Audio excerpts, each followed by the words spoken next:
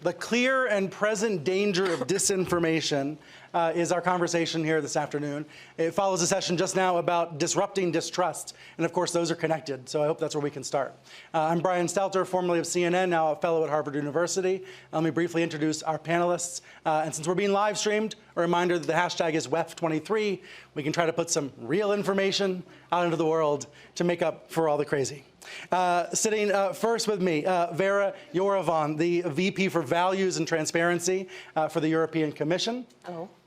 Next to her, Congressman Seth Moulton from the U.S. state of Massachusetts, the 6th District, Democratic Congressman. Moulton, welcome. Thank you. Jeannie Burgo, next to him, the President and CEO of Internews. Jeannie, welcome. Thank you. And A.G. Sulzberger, the Chairman and Publisher of the New York Times. Welcome. I think we should start with you, A.G., talk from the newsroom and the news publishing perspective, and then we'll work our way toward some of the political parts of the conversation. How does this discussion of disinformation relate to everything else happening here today in Davos? Well, first, thanks for having me as part of this conversation. As you can imagine, this is something I really care deeply about. So I think if you look at this question of disinformation, I think it maps basically to every other major challenge that we are grappling with as a society, and particularly the most existential among them. So disinformation and the broader set of misinformation, conspiracy, propaganda, clickbait, you know, the broader mix of bad information that's corrupting the information ecosystem. What it attacks is trust. And once you see trust decline, what you then see is societies start to fracture. And so you see people fracture along tribal lines, and you know, that immediately undermines pluralism. Mm-hmm. And you know, the undermining of pluralism is probably the most dangerous thing that can happen to a democracy. So I think if you're spending this week thinking about the health of democracies and democratic erosion, I think it's really important to work your way back up to where this starts. And the term fake news and then disinformation, it was popularized 6 years ago at this point. Where are we today versus then? What do you mean, where are we today versus then? So this was a hot, popular topic. Yeah. There was an awakening about it. The social networks felt pressure. But now where are we? And same question for Jeannie, but where are we today versus Oh, I see. Yeah, it's a great, you know, and to be clear, actually, terms like fake news and enemies of the people have been popularized cyclically in society and in some of the most, you know, repressive and dangerous moments, you know, Nazi Germany, Stalinist Russia, right? So I think anytime we're hearing language like that applied to, you know, a free press, you know, or more broadly free expression, I think we should be really worried. Look, I think that there's no doubt that society seems to have at some level accepted how much the information ecosystem has been poisoned. And I think it's going to require real sustained effort from the platforms, from political leaders, from business leaders, and from consumers themselves to reject that. Jeannie, how do you see this, especially thinking about it from different countries that Internews helps make sure the news is being produced in? Yeah, I think sort of the traditional view of mis and disinformation, we often think of sort of the information warfare, and we're looking at the Ukraine crisis where it's been devastating, and even looking at the arc of time, at the beginning of the Ukraine crisis in 2014, the Russian disinformation was trying to sow confusion in Ukraine, and now we see the Russian disinformation machine really sowing a single line inside of Russia for this continuation of the war. But it seemed very much like almost like a great power struggle that was happening. I think the big trend for us that we're seeing, and we work with news organizations in 100 countries around the world trying to support their work because we believe in healthy information environments being so critical to solving the world's problems and a community's problems and a country's problems. So the big change that we've seen is really the insidiousness of the multiple levels and layers in which mis and disinformation is being used. I was just in the Philippines in September, and like literally every level of government, private business, you know, the civil society, it's just everywhere. And so navigating it, it feels different than sort of when it was like just the big conversation about fake news. And it feels like it's everywhere. And so the solutions are going to be slightly more complicated. But you'd agree with AG's perspective that at some level it's been accepted, a certain amount of this pollution. I do agree with that, and I think we've always had pollution in the information environment, but it is really, really bad right now for sure. I also feel like there's at some level, I mean, when we turn to solutions, people are also getting used to navigating it a little bit better. Again, in the Philippines, here's this unbelievably complicated information environment, and yet people were able to find the information they needed. They knew where they trusted, and they were starting to navigate it, interestingly, sort of differently. And so I'm a little bit rose-colored glasses sometimes. I'm accused of that, and in this case, I can see some glimmers of hope. Good, you mentioned solutions. Congressman, can you give us the solutions? No. I think it's really tough, and honestly, this is an issue that affects my job profoundly. How so? I think it's gotten a lot worse in just the last few years. We have a lot of big problems that we have to solve in America. But you take a problem like immigration, where you need to have Democrats and Republicans come together, conservatives and liberals, to have comprehensive immigration reform, to do things that conservatives want, like securing the border, but do things that liberals want, like making sure we have a pathway to citizenship for the immigrants who come here. And if you can't agree on the basic facts, you can't agree on how many people are crossing the border, you can't agree on whether a wall makes sense or whether we should strengthen border security at the checkpoints, that's a simple fact that dictates where a lot of funding that Congress could spend on this problem actually goes. And if you can't have that honest conversation with your colleagues, it's a real problem. And I noticed in the Congress a marked change after Donald Trump came to power and proved that lying works.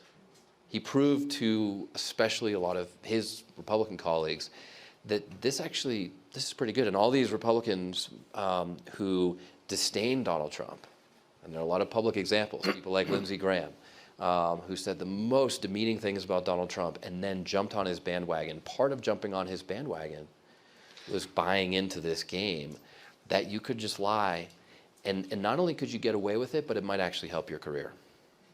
When you're confronted by those lies, what do you do personally or professionally? What do you find are the appropriate responses? You try to have a conversation. But I remember this instance. I mean, we were. So you don't ignore it. You don't try to ignore the. I try not to. Okay. I try not to. But I remember having a conversation with a conservative colleague from the southern part of the United States, and we were debating one of these issues. And I won't go into the details, and I don't remember every one of them, but he said something to me that just was blatantly untrue. And I said, well, that's not true. I mean, I read this in the news this morning. Right. And he said, well, where did you read it? And I said, well, it was in the New York Times. And so he just scoffed and said, well, then that's not true. Let me talk to him. Do you have thoughts about that dynamic, both in the U.S. and abroad? It's not necessarily new, but it's not getting better. The fake news distrust dynamic? of any established brand, especially a brand like yours. I mean, look, I think I think it's a different challenge domestically and internationally, right? So domestically, I think the most important thing that independent media organizations can do is to hold their ground and hold on to their principles, right? And so for us, that means treating, independence, and following the facts wherever they lead as a North Star, and when the facts lead somewhere ambiguous, it means conveying that ambiguity or the debate around it fairly and fully. So, I really do think that is the path, and I think there's a giant segment of America that wants that. Internationally, it's a more complicated picture, and it's why the anti-press rhetoric of a country that has been synonymous with upholding and defending a free press is so dangerous is that most countries have far less of a tradition of tolerating a free press and free expression. You know this better than anyone. And so, this anti-press rhetoric, terms like fake news, were greedily gobbled up by autocratic regimes and aspiring autocratic regimes who then, passed laws that they claimed were banning fake news, but were actually banning the scrutiny that is provided by an independent press, the scrutiny and accountability. So I see the bigger challenge on the international stage. International. Vera, do you see, what role do you see for government in this conversation? Your portfolio includes mis and disinformation, as well as digital privacy and security, and the relationship between consumers and TikTok, for example. So how do you see the role of government here? Yeah, I will correct you, or not correct you, sorry, I will correct Please. you. But It's a session about accuracy. I don't like to hear about consumers. I love consumers, yeah. They are so close to my heart and stomach. But citizens, it's something else. You feel the difference. That's why we introduced lex specialis, special regulation for political advertising. Stricter rules for selling politicians from selling the shoes or furniture. Yeah, so I started from the end what I wanted to speak about. Good. Of course, I'm European legislator, and we are working on legislation together with 27 member states with very different history and different instincts in the society. Right. And we have countries which experience censorship, like mine. I come from Prague, from Czech Republic. We have countries which experienced Russian occupation, like my country, again. We have countries which simply have different history and different traditions. And to legislate on how digital space should look like, it's pretty daring exercise, because we must come with the rules which will not be abused. And I will come to that if you give me two more minutes. When I come to United States, I was in Congress many times, and I also spoke to American think tanks. Also with the journalist, I was in New York Times. The basic question I hear from Americans on how we are going to deal with the disinformation online is, will you order removing of content from online? It's so simplified. And I am almost shouting, of course not, because this is not the way how to do that. We try to do, in fact, three things. To make sure that the disinformers do not find the feeding ground. The society which is willing to get brainwashed. And here again, different traditions, different instincts, different sensitivities. So, for instance, the Russian propaganda was so bloody strong in the Central and Eastern European countries, because there were some sentiments in the society already before the invasion to Ukraine. So the feeding ground, which means that our society, our people should get more resilient. It should be done through education, through the work of professional media. I had in New York Times, when I was there 3 years ago, the question, how did you increase your readership? I heard from some of your colleagues, because the people became more hungry for the truth. But this is a long distance goal. The second, maybe I will surprise you, a better strategic communication from us, who are the representatives of democratic governments. Aren't we lazy? Aren't we just too self-confident that the people will find the truth somehow? We should be more intensive in delivering trustworthy facts and information for the people. They are not stupid, and they have the right for trustworthy and reliable information from those who voted for. And also do the pre-bunking. When you look back at the disinformation campaigns, they are primitive. As for the content, it was possible to predict. So why didn't we do more to prepare the people for that? Only the third thing is the regulation. And indeed, Europe started to regulate. First of all, the Digital Services Act says the content which is illegal offline has to be treated as illegal online.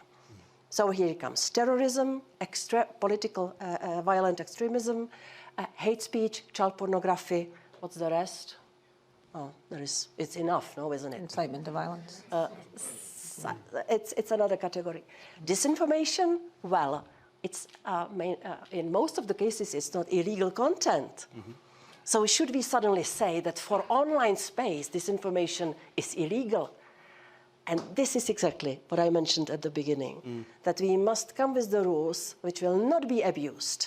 So what I heard from the people working for Facebook in the board, getting the complaints and the requests for removals, 90% of the requests are coming from governments. So the elected politicians mark as disinformation something which is uncomfortable. Yeah, so let's be aware of that. So that's why we created pretty difficult, complicated system, the code of practice against disinformation, where nobody is the arbiter of the truth.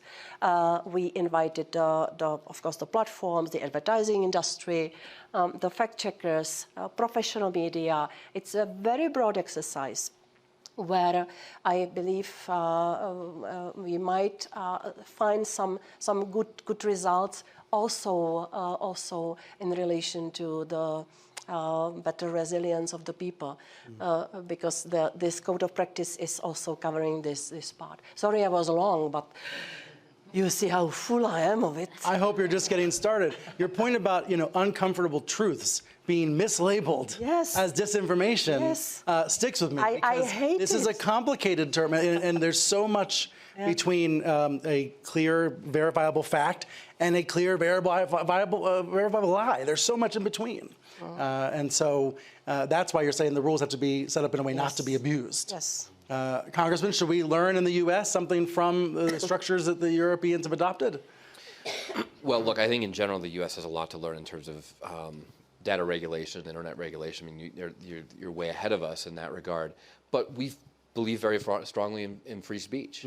I believe very strongly in free speech. And I think there is a healthy concern in the United States that the EU might be going a little too far. So I mean, I think you look at this from both perspectives. Yes, they're ahead of us, and they're doing some smart things that I know when I use the internet in Europe, and I get all the warnings about cookies and whatnot, that actually makes me feel safer. That makes me feel better. And a lot of American consumers want that level of security on the internet for your own data privacy and whatnot.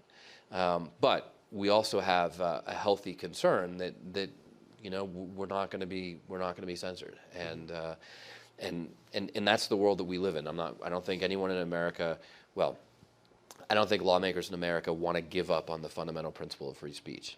And we're very careful about that. But haven't we seen many Democrats in the last 6 years pressuring Facebook and Twitter and now TikTok to be stronger in content moderation? Hasn't that been a wave that we've seen crash over for years now? Well, I think this is the question of, I mean, ultimately what we're trying to achieve there is some measure of public safety, right? We're not, I mean, sure, there are some politicians who are going to go out and just get angry at Facebook if they see things that are mean. I'm quite used to reading mean things about me on the internet. It's just, for a while when I started, I used to screenshot them, so I would just sort of get comfortable with the most heinous things people would say, so as to sort of inoculate myself to the issue.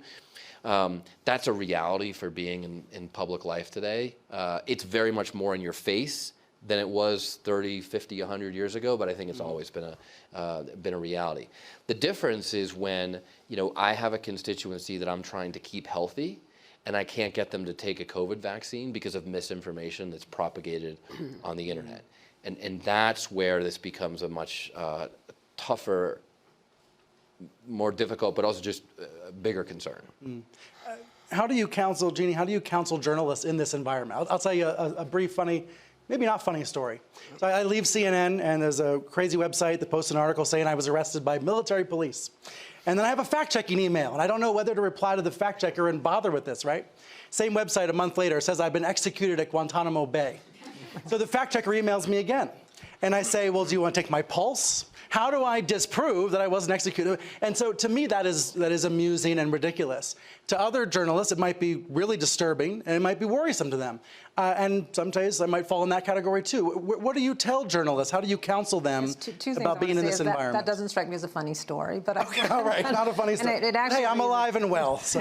which I'm very glad. It actually raises. I mean, if we think about some of the trends in disinformation, one of the most worrisome is gendered disinformation. The fact that those types of stories hit women so much worse, women politicians, and it's just proven across the board that women online get harassed. And online harassment becomes offline harassment very, very quickly. And so gender disinformation is one of those trends that is, to me, one of the most terrifying out there. And I want to sort of circle back to the comment about should the platforms be held accountable for part of this. They should be, and you're exactly right. It's the accountability is about keeping people safe. And gender disinformation can be very unsafe for a lot of people, and so I think that's where we want to go with it. The platforms, when it comes to content moderation, do have a responsibility for trying to keep people safer, and they can do more. And again, it's worse in the rest of the world. The genocide in Myanmar of the Rohingya was clearly based on very poor platform moderation, and we put civil society organizations like mine put a lot of pressure on the platforms, and there is responsiveness. I mean, in Myanmar, to get Facebook to hire people that could speak the local language and do a little bit more. I mean, but it just isn't sufficient given the resources and given the incredible impact they have on the information environment. So that's one of the areas. I want to just say another sort of solution, because I find the policy one, as an American, I also find it, I struggle with it a little bit, but I think there are some really interesting elements to policy work, and not just in the information landscape, but also on election law and different laws that you can sort of get more clear about. And as you said, sort of political candidates should be held up to a different sort of standard. I also think what's really interesting for this group, in fact, is that there are industry players who have an impact as well. The advertising industry has a huge impact on this. And one of the ways, disinformation, misinformation sells. A lot of it starts out as market-driven. We remember that with the election, that's the ridiculous story about me. It's just an ad play. It is. It's like great to get this groovy, crazy news out there, right? Well, I mean, that's not good for the ad industry in the long run. And we're finding more openness and conversations in places like this to advertisers and brands who say, you know what, we're done with that. And so we're trying to encourage them, like, hey, let's go back to the old school. Let's invest in local good content, good information, supporting what AG was talking about, and making sure that's where your ad dollars go to both help democracy and then hopefully save media in the same time. Just one other quick comment on this, which I completely agree with what you're saying. And this concept of preserving public safety, even under the banner of free speech, is actually something that we've accepted for a long time. We get taught in grade school the concept of, yes, you're allowed free speech, but not crying fire in a crowded theater. One of the most amazing experiences of my life was as a young lieutenant in Iraq. There wasn't a great plan after the invasion. Maybe that's now been accepted.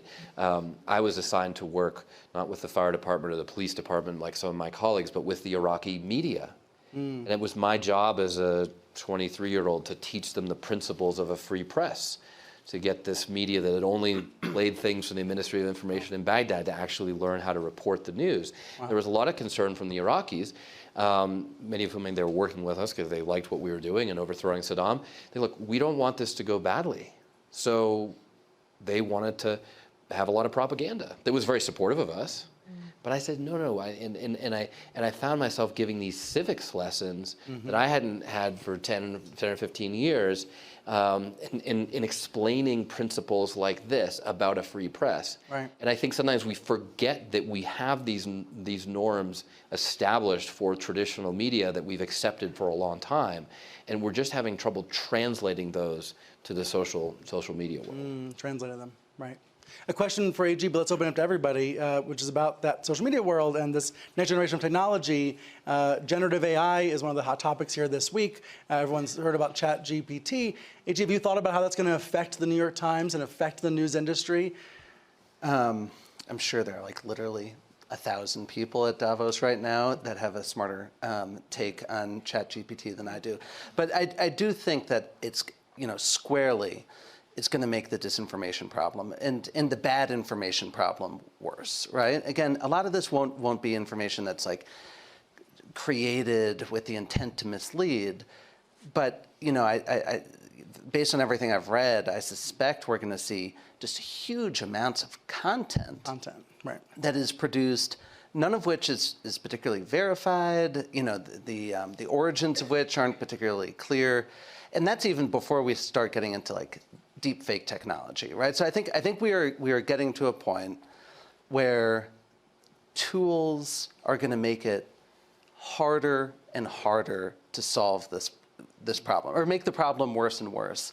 And I think that we're going to have to go back to first principles, which is if you don't want bad information, you need to crowd it out with good information. And you know, Brian, you know as well as anyone that you know local journalism in the United States and around the world is in crisis. And I think it is not a coincidence at all, you know, that the flood of these other things, propaganda, conspiracy, clickbait, all came in as the journalism ecosystem that had been a trusted, you know, sort of guardian of these, you know, these high ideals was at its weakest. So I think we both need to address the misinformation crisis, but we also need to rebuild an ecosystem that is weaker than ever. Other thoughts on where we're going with AI in this conversation? Have I missed that topic on media? What's that? You discussed the media, and I. I share AG's fear of if most of the content on the internet is written by computers with no regard for what is true, then we're going to be drowning in a way that we're not even drowning right now. Then we will fully disregard the value of the truth. No? But I do think there's a real market Nobody for... will believe anything. Sorry. No, I just think there is a real market for, you know, for the truth. There's a real demand out there, as the New York Times has said about why you were able to increase subscriptions. There is a hunger for the truth. And, you know, if you were to tell me as, you know, if I were an investor at Davos and you said you can either own ChatGPT and sell that across the world, or you can own a platform that will tell the world if something is written by ChatGPT or another AI, I think it's easy to imagine that the market, the demand, I mean, every teacher in America would immediately want to buy that AI, or whatever it is, that can identify ChatGPT. Now, there are a lot of students who would like to buy ChatGPT, but I would argue that the market would be even bigger for the machine that can identify disinformation than for the machine that makes it easier to write your 4th grade history paper. The verification layer, right. I just want to jump on that, the crisis with news, which is in the same crisis zone, and it is there's the collapse of the news industry. You know, newspapers decimated across the United States and not able to expand around the world. I mean, there's a couple of things that you look at, I mean, and then at the same time, the disinformation is the trust in news is eroding completely. The Edelman Trust Barometer shows that every year how news is way down here when it comes to trusted institutions. So the question is, how do you both rebuild media, but also rebuild trust in media? And there's a few things, we were talking about it earlier. I mean, it is really about the news has to behave, as a trusted source and be transparent and be calm and stick by their ethics. We're finding a real growth in trust in news when it comes to local news. I mean, the closer to home it is, the harder it is to lie. The closer to home that it is, the more directly relevant it is to your life, and the more you turn to a local newspaper and say, okay, I need this. And so that, again, feels like a building block for building trust when it comes to news organizations around the world. Questions from the audience. We have about 15 minutes, and we have microphones around to pick up your question for the live stream. There's a hand here in the back. If we can bring a microphone up for you, and then one up here in the second row. Hi, thank you very much for that. Have we done enough to make the truth as attractive as the lies, which work with our confirmation biases that we want to read because those lies happen to reinforce beliefs that we have anyway? Have we as a community made the truth attractive and compelling enough? May I? Please. I like these philosophical questions. No, I think that we have sufficient data which show that a lie sells much better than the truth. And if we do not stop that, then the algorithms will simply work in the direction of better business and better profit. And that's behind our rules in Europe, that we wanted to stop this trend. After having the data showing that it sells so well and it flies 7 times quicker than the gray, boring truth, we started to discuss this under the concept of the Code of Practice Against Disinformation. And here we have the biggest representatives of the European advertising industry, which confirmed that they will not monetize or help with their money those who spread disinformation. And in other words, that together we might make the business of spreading and producing disinformation much less successful financially. So that's behind also the concept of the Code of Practice. One sentence on AI, or 2 sentences. We have long-lasting discussion with the platforms. How to use the artificial intelligence in detecting illegal and harmful content. And we were never very much fond of seeing that to be broadly used. Because just count with me, yes, for child pornography, yes, it could be for the detection. When it comes to images, when it comes to texts, which is much more sophisticated, well, they have to work with the language. So I don't think the AI is already mature enough to be able to disclose, but this is just a matter of time. For hate speech, well, we need the people who understand the language and the case law in the country. Because what qualifies as hate speech, as illegal hate speech, which you will have soon also in the US. I think that we have a strong reason why we have this in the criminal law. We need the platforms to simply work with the language and to identify such cases. The AI would be too dangerous to do that. Where I see the usage of AI useful for detection is when the AI discovers AI production. Here I speak mainly about the bots and the production of disinformation, especially from the St. Petersburg troll factory. There was a lot of it. And here I have the answer to those who always shout that we are censoring and we are not protecting freedom of speech. The protection of freedom of speech belongs to those who are real persons. Here the lawyer speaks. Yeah? Let's take good old legal traditions, and let's look at whose freedom of speech should be truly protected. It's not the robot. Not the robots. Yeah, so that's the concept, and it's very much behind everything we do, that we look at the old good law, which the society is used to, and apply it to the online space. It was also striking to see Elon Musk, of all people, defending the idea of freedom of speech, but not freedom of reach recently when it comes to algorithms. Ed, you were going to add? Well, I just wanted to add one thing, perhaps an unpopular thing to that thoughtful question. Good. About making the truth as compelling as the lies. And I think we need to accept that we may not be able to make the truth as compelling as lies. And for example,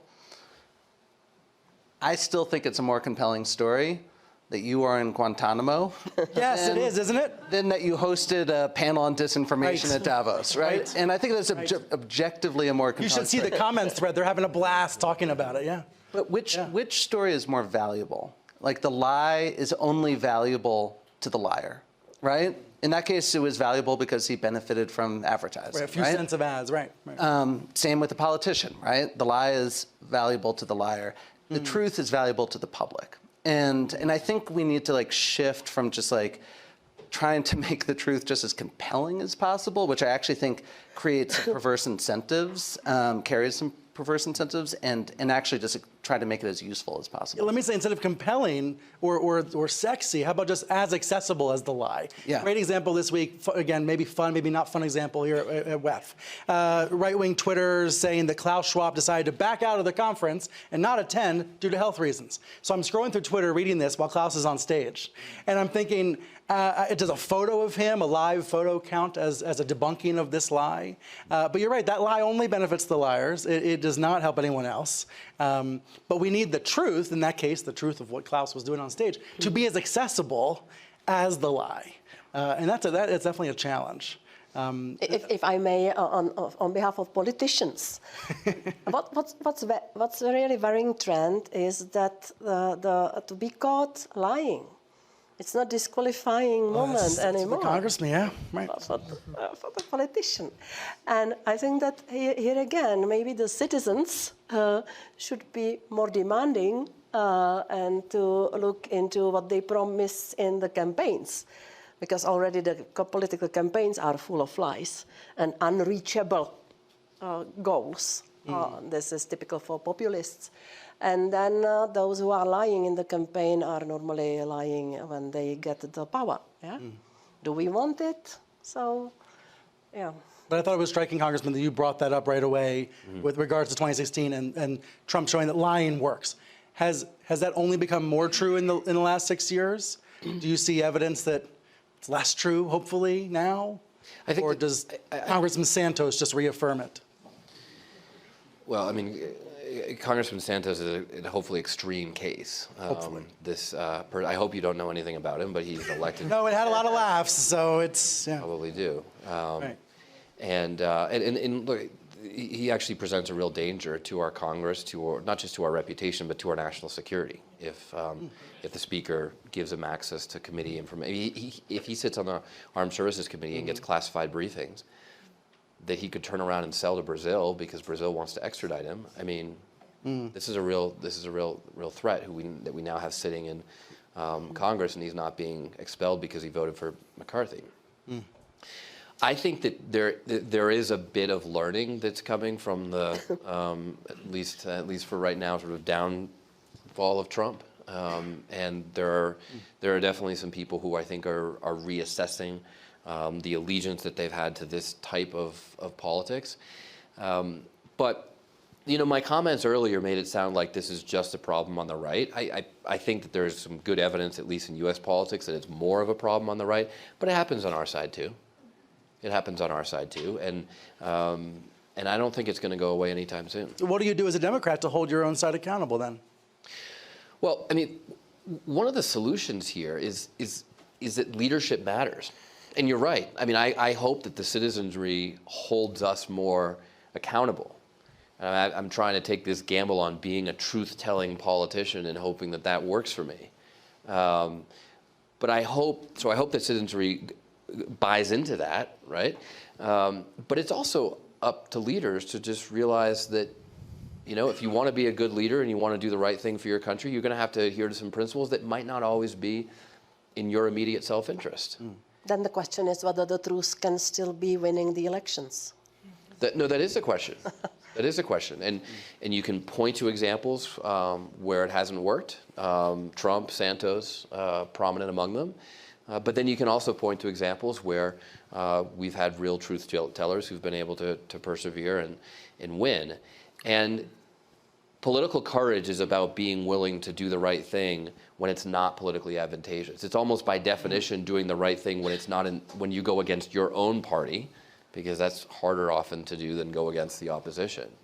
And we need more people who are willing to go down fighting like Liz Cheney, preserving her reputation.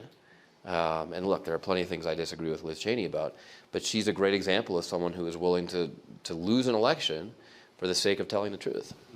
I think the Santos, sorry to bring that up again, is also interesting from a news perspective. I mean, it's famous for the story broke by a local news outlet, and then it's also famous, well, not famous for, but the local news outlet was a little bit extreme, I guess, as I'm understanding, and so it wasn't necessarily picked up as quickly as it could have been. And so I feel like there is that need for local news to cover local politicians.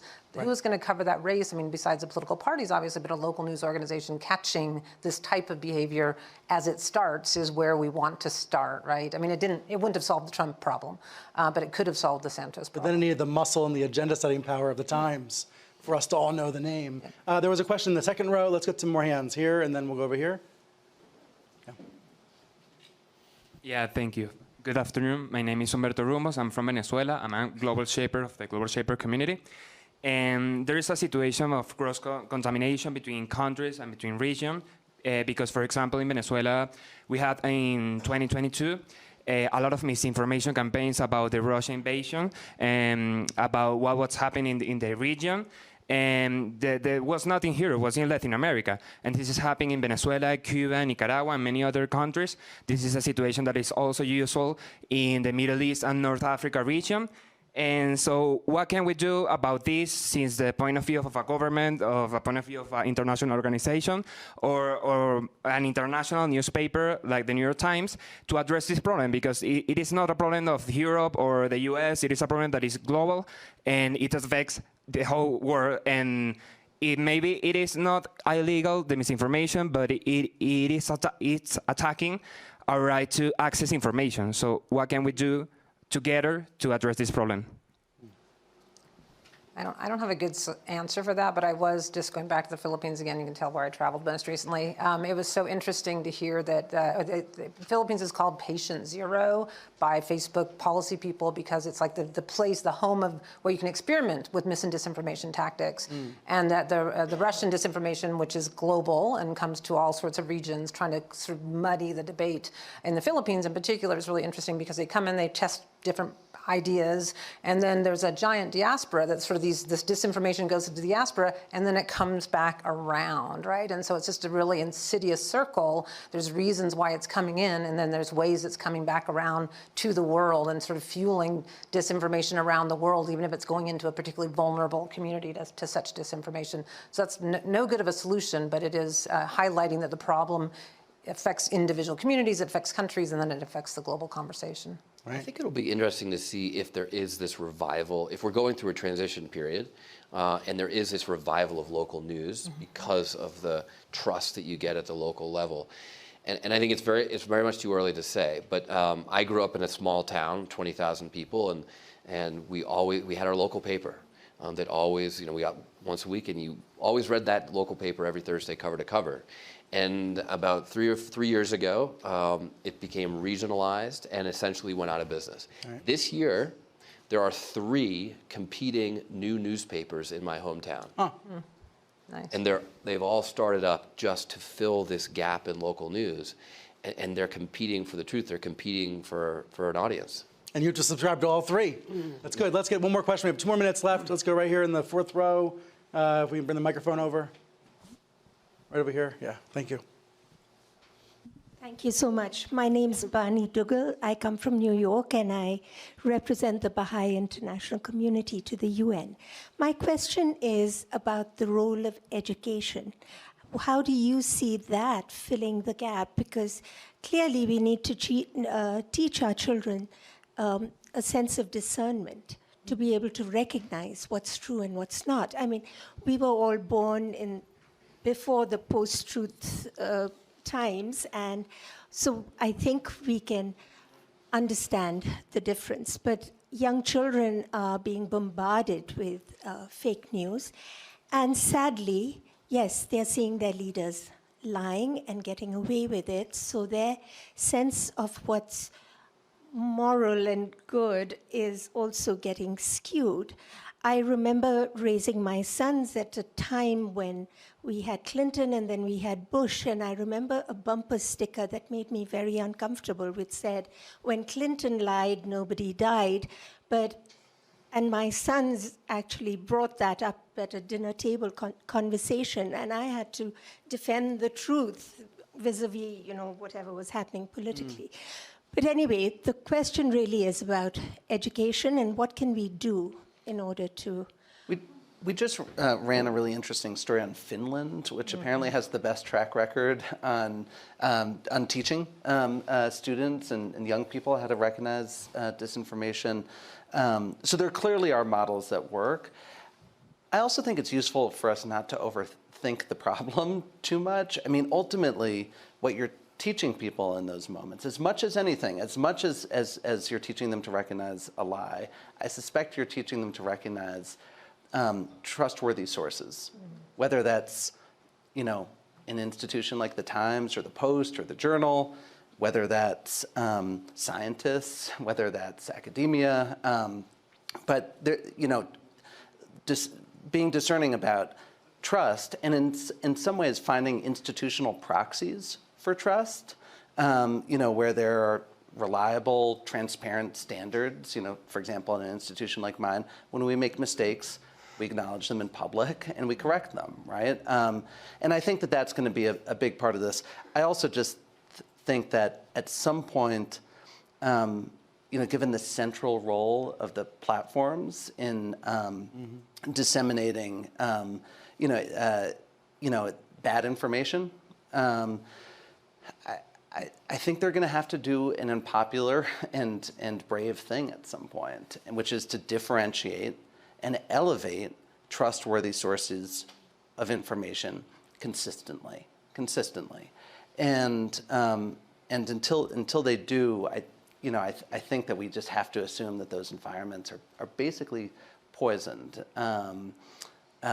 But doing so, I think we all know, it may suppress engagement, right, which is a North Star metric for a lot of these institutions, and it almost certainly will incur political backlash at a moment when these institutions are facing real regulatory pressure. So that's a hard thing for them to do, but I have a hard time seeing how we solve it, just on the demand side without addressing some of the supply side. Supply side. Last 30 seconds, final thought? Just two sentences. One on Finland. Finland shows that there is the smallest impact of disinformation on the society. And at the same time, they are introducing the most intense educational program. It's a paradox. So, but in almost all the member states, they are doing a similar thing. Also, the EU is funding.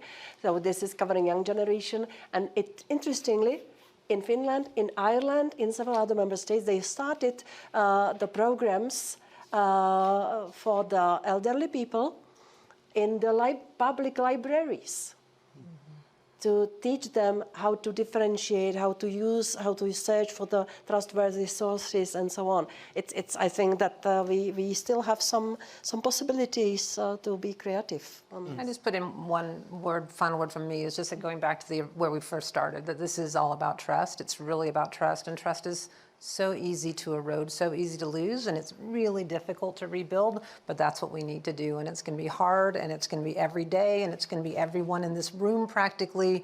We have to rebuild the trust in information and be good communicators, and step by step to get there. But it is a topic where we can all actually make a difference individually. Every single person can. can. Actually, Yes. indeed. Thank you to our organizers today, and thank you to our panelists. Thank you.